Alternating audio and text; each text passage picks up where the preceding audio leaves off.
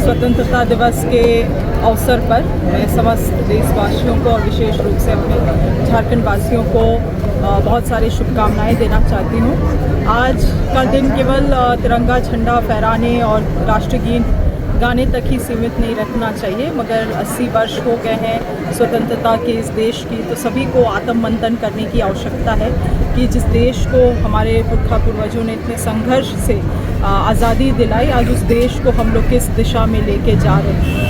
आज मैंने इस लोहरदगा के पावन धरती से ये भी आह्वान किया है कि हाल के दिनों में जो MMDR खनन बिल में जो संशोधन लाए गए वो इस राज्य के अधिकारों को छीनने वाली कानून है, काला कानून है, क्योंकि आज झारखंड जैसे राज्य अपने इसी माइनिंग कंपनी से जो आने वाले अतिरिक्त राजस्व होती है उस पर निर्भर रहती है, उसको समाप्त कर देना केंद्र सरकार के द्वारा लगभग 10,000 करोड़ रुपया का प्रथम दृष्टि में राज्य को नुकसान होने वाला है।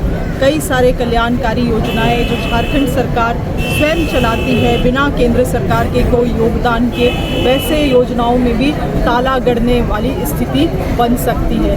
तो हम लोगों ने ये मांग किया है केंद्र सरकार से कि इस कानून में पुनर्विचार करते हुए कानून में वापस से संशोधन किया जाए, राज्य की जो अधिकार हैं राज्य को वापस दिया जाए।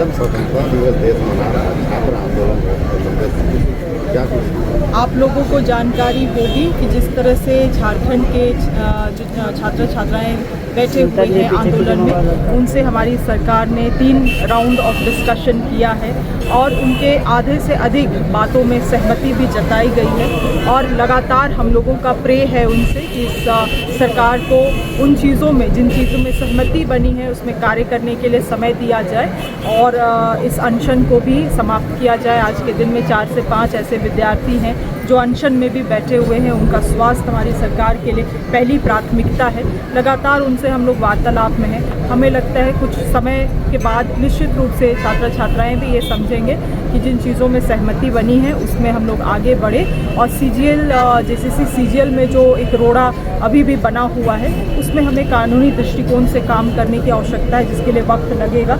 मुझे निश्चित विश्वास है कि हमारे छात्र छात्राएं मानेंगे, मगर जिस तरह से इस आपदा के वो अवसर के रूप में बीजेपी एक्सप्लॉइट करने का काम कर रही है, ये भी बहुत निंदनीय है, क्योंकि कम से कम सभी चीज़ों में ये राजनीति करते हैं। एटलीस्ट स्टूडेंट्स के मैटर में राजनीति नहीं होना चाहिए। घर रहने का मकान भर नहीं, ये खुशियों की तिजोरी है।